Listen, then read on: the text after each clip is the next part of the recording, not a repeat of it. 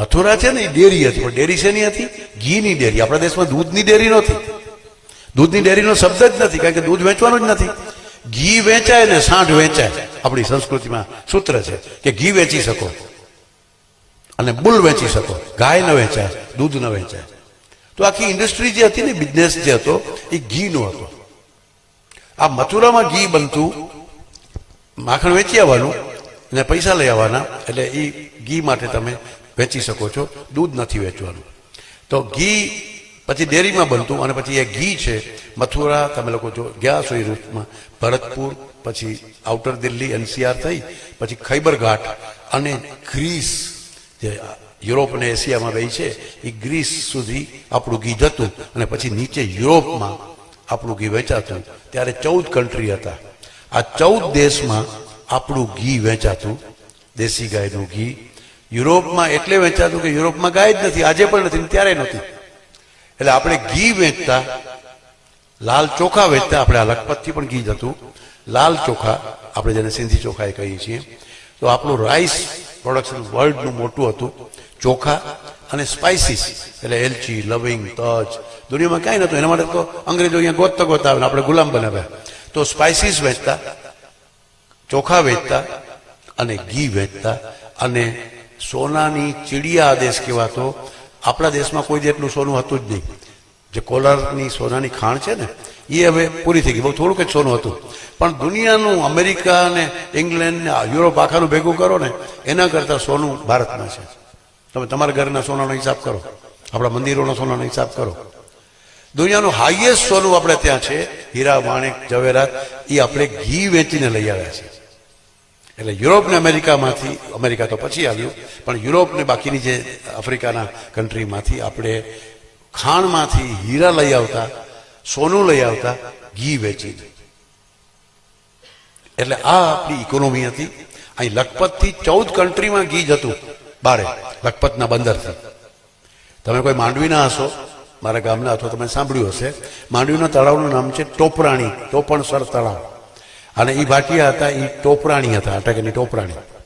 એ નરસિંહ મોહનજી ટોપરાણી મૂળ તો માંડવીના, પણ લખપતથી ઘી એક્સપોર્ટ કરતા. અને જાંબિયા, આફ્રિકામાં એના નામની સ્ટ્રીટ છે. જેમ આપણે કેમ એમના વડીલોએ તોરણ બાંધ્યું માદા પર, એનાથી નામ બન્યું. તો નરસિંહ મોહનજી ટોપરાણી સ્ટ્રીટ છે જાંબિયામાં. શું કામ? કે આપણે અહીંથી ઘી વેચતા ને એવો સરસ બિઝનેસ કરતા, તો ત્યાંના રાજા એનું સન્માન કરી અને એના નામની શેરી બનાવી છે. ક્યાં લખપતથી ઘી આપણે દે છે, એ આ વેપારી છે. આ હિસ્ટ્રી તમને હું એટલા માટે કહું છું કે આપણે લોકો ખાલી આ ટાઈમ પાસ કરવા માટે ભેગા નથી થતા. મનોજભાઈ મુખ્ય જજમાન છે, એ બધી વાત સાચી, તો એના સંસ્કાર છે એમના પરિવારના. એ અહીં નહીં તો ક્યાંય પણ આ જ કામ કરે છે. તો આપણા પાસે, આપણા ઘરે બેઠે આ જ્ઞાન મળે, એના માટે આ પ્રયત્ન છે ને, એ જ આપણું કામ છે. અને એ જ સંસ્કાર કહેવાય. એ જ સંસ્કાર આપણે લોકો સુધી પહોંચાડવા છે. તો આપણે ઘી પહોંચાડતા દુનિયાને હેલ્ધી રાખતા, આપણે ઘીની ખબર નથી. આજે સ્થિતિ કેવી છે કે ઘી એટલે શું આપણે ખબર નથી. અને અમેરિકા વાળા નક્કી કરે ઘી આને કહેવાય, આટલું ફેટ ને આટલું વિટામિન ને આટલું વિટામિન ડી ને આવું હોય ને, જ્યાં ઘી ઉત્પન્ન જ નથી થતું, કારણ કે ગાય જ નથી. તો એ ચર્ચા કદાચ આવી ગઈ હશે. પણ જેને જર્સી કહીએ છીએ, હોસ્ટિન ફ્રીઝિયન કહીએ છીએ, એવી 23 પ્રજાતિઓ યુરોપમાં અને અમેરિકામાં છે જે ગાય નથી. એ કાઉ છે. કાઉ અંગ્રેજી નથી. કાઉ એક પ્રજાતિ છે. પૃથ્વી ઉપર 5,500 મેમેલ્સ છે. મેમેલ્સ એટલે આંચળ, સ્તનધારી પ્રાણી 5,500 નોટેડ છે કે જેને દૂધ આવે છે અને એના બચ્ચાને દૂધી આપે છે. વાંદરીનું બચ્ચું, બંદરિયું, વાંદરીનું દૂધ પીને મોટું થાય. બકરીનું બચ્ચું બકરીનું દૂધ પીને મોટું થાય. સિંહણનું દૂધ સિંહણના બચ્ચા માટે કામનું. તો દરેક માદા દૂધ પ્રોડ્યુસ કરે છે એના બચ્ચા માટે. પણ બધા દૂધ આપણે ન પી શકીએ. તમે તો ભણ્યા છો ઘણા, સિંહણ કેરું દૂધ તે સિંહણ સૂતને જ જરે, વગડવંશીને વમન કરાવે, પાત્ર ફોડીને નીકળે. એ સોનાના પાત્રમાં જ સિંહણનું દૂધ લઈ શકાય. કાંઈ એને સિંહણનું બચ્ચું ધાવે તો એને પચે, એ પી શકે. અને તમે એને ધોવા જાઓ અને સ્ટીલમાં કે આમાં કે, તો એ પાત્રમાં કાણું કરી નાખે, એવું ગરમ સિંહણનું દૂધ હોય. અને આપણે તો પી જ ન શકીએ. આ કવિએ તો એ વાત કરી સમજાવવા માટે. તો બધા પ્રાણીના દૂધ આપણે પી શકતા નથી. પણ જો તમને શાસ્ત્ર એમ કહે છે, મારું આયુર્વેદ એમ કહે છે, આપણું આયુર્વેદ એમ કહે છે કે જો તમને આંખની તકલીફ છે તો બકરીનું દૂધ સારું છે. અનિદ્રા છે કે કાર્સ્ય છે તો ભેંસના દૂધનો પ્રયોગ શાસ્ત્રકારોએ બતાવ્યો છે. હુપિંગ કપ છે તો ગધેડીના દૂધનો ઉપયોગ થાય. સિરોસિસ ઓફ લીવર છે, જલોદર છે, કેન્સર થાય લીવરનું, તો ઊંટડીના દૂધનો પ્રયોગ ચાલે છે.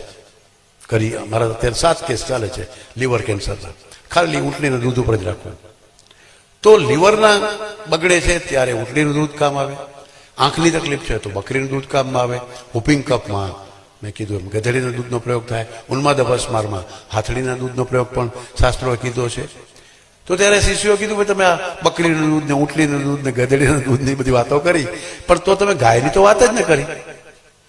તો ત્યારે આચાર્યોએ એમ કીધું કે આ બકરી પોતે માંદી પડે જે આંખ ઠીક કરે છે, આ ઊંટડી પોતે માંદી પડે જે લીવર ઠીક કરે છે, આ ભેંસ પોતે માંદી પડે કે જે અનિદ્રાને કારસેને મટાડે. અરે તમારી માં સ્ત્રી એને પણ ધાવળ ના આવે ડિલિવરી પછી, તો આ બધા પ્રાણીને તમે ગાયનું દૂધ પીવડાવો તો બધા પ્રાણી સાજા થઈ જાય. એટલે ગાયનું દૂધ દૂધ નથી, એ અમૃતની શ્રેણીમાં આવે. મજા આવી? તો ઠોકો તાળી ઠંડી. એટલે આપણે ખબર જ નથી કેમ ગાયને માં કીધી. આપણે હવે એનું વિજ્ઞાન સમજાવવું. બધા પ્રાણી એકબીજાનું દૂધ પાછા પી શકતા નથી. અમુક જ ગ્રુપ, ચિત્તો, બિલ્લી, એ જે શ્રેણી છે એ એકબીજાનું દૂધ પી શકે. કૂતરો, જરક, એ બધા અમુક દૂધ પી શકે. પરંતુ ગાયનું દૂધ છે એ પૃથ્વી પરના બધા પ્રાણી પી શકે એવું ભગવાને બનાવ્યું છે. એવી એની આંતરડાની રચના છે, એવી એની દૂધની ક્વોલિટી છે. એટલે બકરીનું દૂધ એક રોગમાં સારું છે, બાળકને માટે લઘુ છે, પચતું ન હોય તો બાળકને પણ આપી શકાય, પરંતુ એ સર્વત્ર ન ચાલે. ભેંસનું દૂધ પણ આપણે ત્યાં વાપર્યું છે, દવામાં વાપર્યું છે.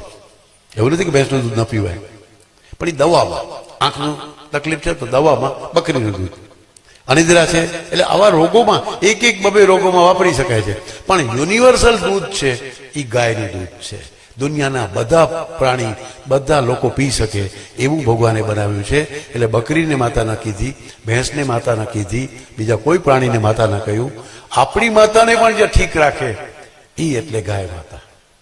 તો આ વિચાર આ વ્યાસપીઠ પરથી તમે તમારા ઘરમાં લઈ જાઓ.